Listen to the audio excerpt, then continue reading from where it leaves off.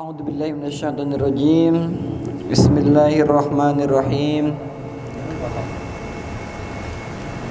Rabbi shrah li sadri wa yassir li amri wahlul 'uqdatam min lisani yafqahu qawli. Rabbi zidni ilman warzuqni fahman. Assalamualaikum warahmatullahi wabarakatuh. Waalaikumsalam warahmatullahi wabarakatuh. Alhamdulillahilladzi hadana li hada wa ma kunna linahtadiya laula an hadana Allah. Asyhadu an la ilaha illallah wa asyhadu anna Muhammadan abduhu wa rasuluh. La nabiyya wa la rasula ba'dah, amma ba'du. Radina billahi rabba wa bil islami dina wa bi Muhammadin nabiyya wa rasulah. Pertama-tama, yang paling utama dan yang mesti kita harus utamakan, marilah kita selalu panjatkan puja serta syukur kita ke hadirat Allah Subhanahu wa taala, yang mana berkat limpah kasih sayangnya kita masih diberikan kesehatan jasmani dan rohani, sehingga kita bisa melaksanakan sholat zuhur berjamaah di mushola yang penuh barakah ini. Amin amin ya rabbal alamin. Salawat bertakikan salam selalu terlimpah curahkan kepada baginda kita, kepada junjungan kita, habibana wa syafi'ina wa dukhlina wa maulana Muhammad sallallahu alaihi wasallam. Allahumma salli wa sallim wa barik alaihi. Yang mudah-mudahan kita dijadikan, diberikan syafaat nanti di yaumil qiyamah nanti.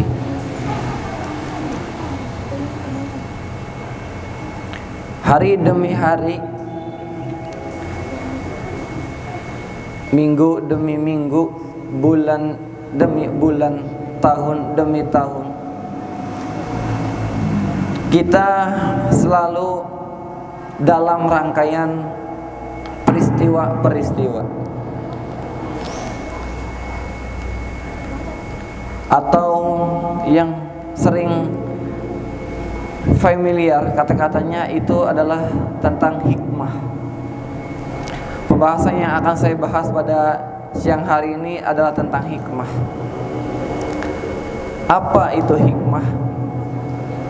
Dan sejauh mana hikmah itu berada dan merubah kita secara sadar atau tidak sadar. Dalam istilah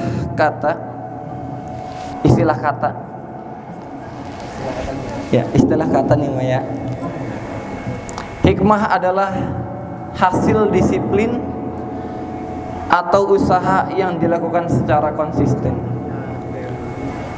Tasawuf menyebutkan bahwasanya hikmah ini disebut juga dengan istiqomah, karena kebiasaannya ini dilakukan dalam waktu yang sangat panjang.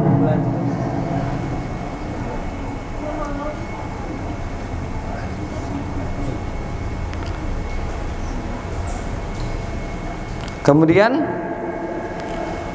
ada pendapat juga tentang hikmah ini, yaitu adalah suatu renungan dan kesungguhan yang memanfaatkan ilmu-ilmu dan peristiwa-peristiwa. Ya, kita sering kalau misalnya ada peristiwa, ya udah ambil aja hikmahnya, ambil aja pelajarannya. Kenapa? Karena hikmah ini bisa juga dijadikan renungan untuk kita pribadi. Oleh karena itu, sudah menjadi tugas kita dan kewajiban kita untuk selalu menumbuhkan rasa cinta kepada Allah. Al-hikmah itu dalam kehidupan anak didik. Asal kata dari hikmah itu berasal dari kata bahasa Arab yang yaitu hakama, yang artinya adalah menghalangi, seperti hakam yang menghalangi terjadinya penganiayaan, kendali bagi hewan dan yang lainnya. Hikmah juga menurut Quraisy Shihab berarti menghalangi. Dari awal mula kata yang sama maka dibentuklah kata yang memiliki makna kendali, yaitu sesuatu yang fungsinya mengantarkan kepada yang baik serta menghindarkan dari yang buruk. Jadi dari hikmah itu kan ada suatu kejadian itu baik atau buruk. Nah, kita ambil pelajarannya. Nah, supaya apa? Supaya tidak terjadi lagi kepada saudara-saudara kita, kepada orang lain. Maka diambillah hakama itu kan artinya menghalangi. Kemudian ada juga yaitu pengertian ilmu hikmah. Kewajiban untuk menuntut ilmu diperuntukkan bagi setiap muslim,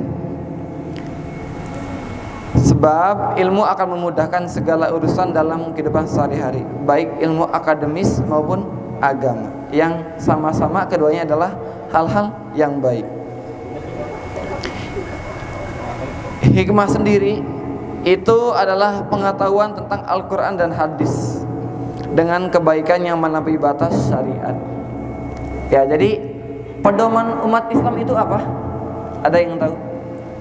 Pedoman umat Islam itu apa? Al-Quran dan hadis.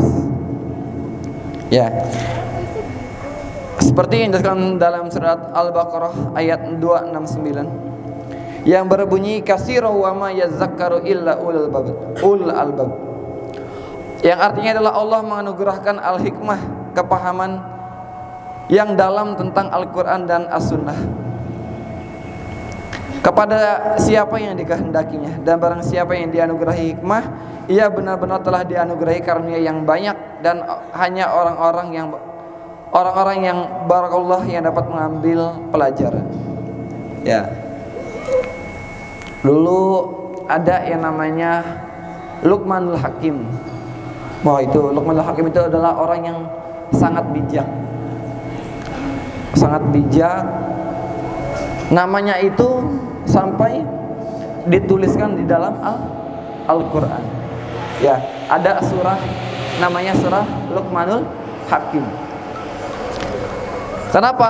Karena saking bijaknya, dia memberi hikmah, memberi pelajaran kepada anak-anaknya, juga beserta para jamaah-jamaah pengikutnya. Tentu kita sebagai umat muslim, kita juga patut mempelajari dari ilmu hikmah. Sebab kenapa? Karena banyak hal yang sudah kita lewati atau belum kita lewati ini menjadi berantakan. Kenapa? Bahkan ada yang salah kaprah karena manusia kehilangan hikmah, tidak bisa mengambil hikmah, ibroh dari orang-orang yang telah mempelajarinya, yang telah mengalaminya.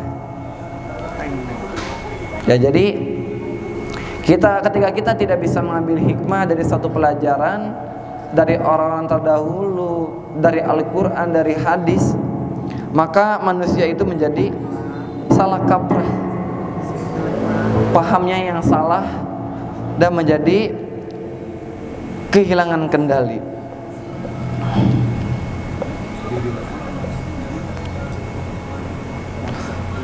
Kemudian Rasulullah SAW bersabda, terdapat 3 perkara yang menyelamatkan dari azab, yaitu 3 perkara yang merusakkan, membawa orang pada kerusakannya, 3 perkara meningkatkan derajat, beberapa tingkatan di akhirat, dan 3 perkara menghapuskan dosa. Yaitu terdapat 3 perkara yang menyelamatkan. Apa aja? Yang pertama adalah takut kepada Allah dalam keadaan sembunyi ataupun terang-terang. Ya, jadi kita takut ketika tidak ada manusia lain yang melihat kita maksiat, tetapi yakinlah Allah itu akan melihat kita. Ya, karena Allah itu a'lam, sedangkan kita la ta'lamun. Allah itu mengetahui dari segala ciptaannya. Daun-daun yang jatuh aja itu bisa dihitung, apalagi cuman kita. Ya, ini ada orang yang sudah dilantik jadi pejabat atau jadi apapun, sudah dilantik pakai Al-Quran, tetap aja bertolak belakang dari, ya udah, ya kayak koruptor-koruptor DPR, ya para pemimpin, gubernur, bupati atau wali kota, lurah, ya, dia disumpah, dibaca syahadat, dilantik pakai Al-Quran, tetap aja masih berkhianat. Padahal mereka tahu sudah dilantik pakai Al-Quran, tetap berkhianat. Ya, jadi salah satu hal yang dapat menyelamatkan kita adalah takut kepada Allah. Yang kedua adalah sedang dalam fakir dan kekayaan. Ya, dalam fakir kita bersyukur, dalam kekayaan juga kita harus bersyukur. Ya, begitu banyak orang kaya gampang aja langsung dibuat miskin. Orang miskin bisa aja dibuat kaya, tentunya atas izin Allah. Kemudian seimbang dalam ridho Allah dan marah, yaitu ridho karena Allah dan marah karena Allah. Marah kalau melihat segala kemaksiatan, kemungkaran. Ridho kita dijadikan ibadah kita, muamalah kita, dan yaitu diniatkan untuk Allah Subhanahu wa taala. Kemudian ada 3 perkara juga yang dapat merusak tubuh kita. Yang pertama adalah bakhil yang berlebihan. Apa itu bakhil? Bakhil, apa bakhil?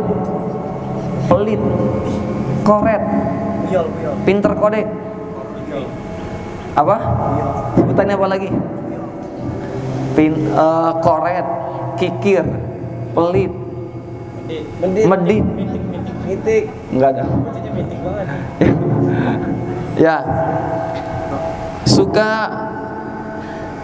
menghambur-hamburkan uangnya, diperuntukkan untuk segala kemaksiatan. Ya, bukan untuk disedekahkan. Tahu korun? Bahkan ada istilahnya harta karun. Korun itu hidup pada zaman Nabi Musa. Berdoa meminta ke Nabi Musa supaya korun ini dijadikan seorang tajir melintir. Setelah dikabulkan doanya, dia bakhil, dia pelit. Akhirnya korun beserta harta-hartanya dimasukkan, ditenggelamkan ke dalam bumi. Sampai sekarang dia itu masih terus jasadnya beserta harta karunnya itu masuk ke dalam tanah sampai sekarang. Kemudian hawa nafsu yang selalu diikuti. Ya, Nafsu ini kan kadangkala merujuk kepada segala kemaksiatan, kepada kejelekan. Nafsu terus yang diikutin. Ya, ijibos mulu yang di ya, ijibos terus yang digedein. Nafsu, entah nafsu syahwat ataupun lainnya.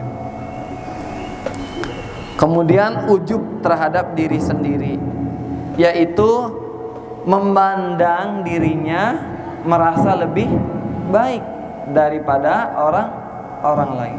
Padahal kita hanya perlu baik dari hari kemarin, bukan baik dari orang lain. Ya. Nah, demikian materi bisa saya sampaikan. Mudah-mudahan bisa diambil segala ilmu-ilmu dan hikmah-hikmah yang tadi disampaikan. Bila ada pertanyaan yang ingin disampaikan, silakan. Ada?